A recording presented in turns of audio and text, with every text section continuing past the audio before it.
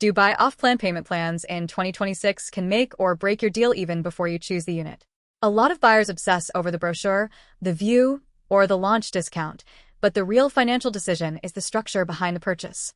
In Dubai today, the wrong payment plan can trap your liquidity, force a rushed exit, or leave you exposed at handover. The right one can keep your capital flexible and make the deal much easier to hold. If you want Astra Terra Properties to help you compare real off-plan projects based on budget, holding period, and exit strategy, message us on WhatsApp early.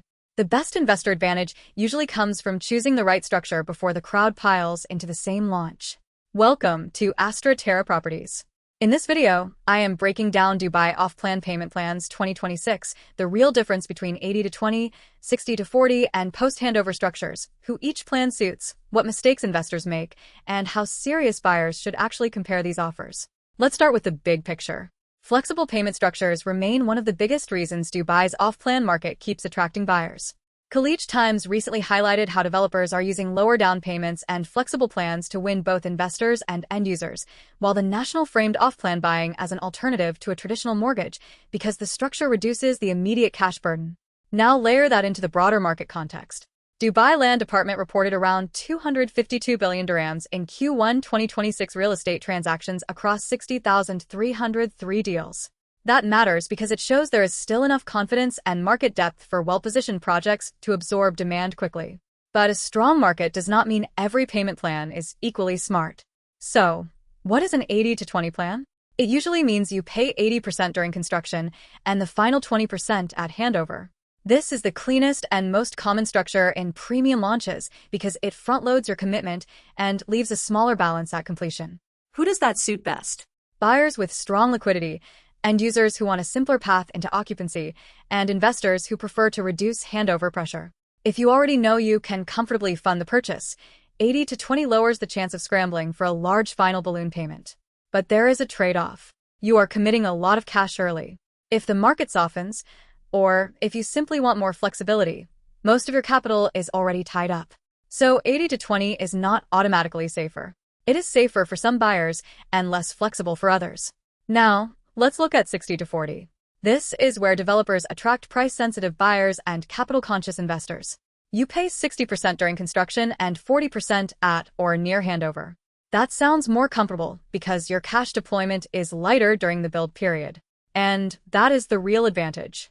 A 60-40 plan lets you control a property with lower upfront exposure while keeping more liquidity available for other investments, business needs, or emergency reserves. For disciplined investors, that can be very powerful. But this is where people fool themselves. The hidden risk is the handover lump sum. 40% is still a very large amount.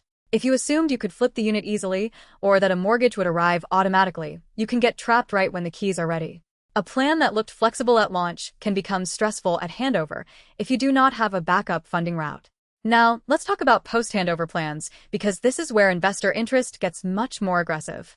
Post-handover means part of the balance continues after completion, sometimes for years. In simple terms, you can receive the property, rent it, or move into it while still paying installments. That is why investors love it. It creates a form of developer-backed leverage without immediate full mortgage pressure. If the asset rents well, the income can support a meaningful part of the remaining payments. For some buyers, this is the most cash-efficient structure in the market. But again, there is a trade-off. Convenience usually has a price. Post-handover plans often come with a premium built into the unit price because the developer is giving you time. So if you only compare monthly comfort, you may miss the fact that you are paying more overall. This is why serious buyers should stop asking which payment plan is best in general. That is the wrong question. The right question is, which plan matches my capital structure, my risk tolerance, and my exit horizon? If you are an end user with strong liquidity and you want fewer moving parts, 80-20 is often cleaner. If you are an investor who wants to preserve cash during construction but can handle a large handover event, 60-40 can work well.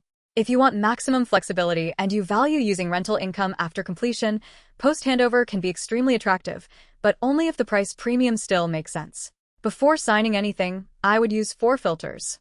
First, does the developer have a real delivery track record? A beautiful payment plan means nothing if execution is weak. Second, does the plan still work if your resale takes longer than expected?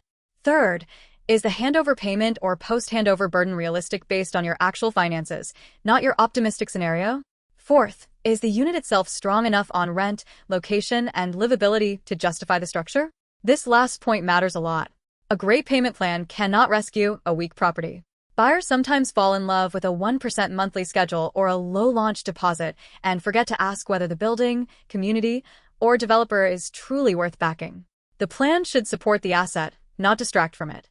The biggest mistakes I see are simple. Buyers confuse low upfront cost with low risk.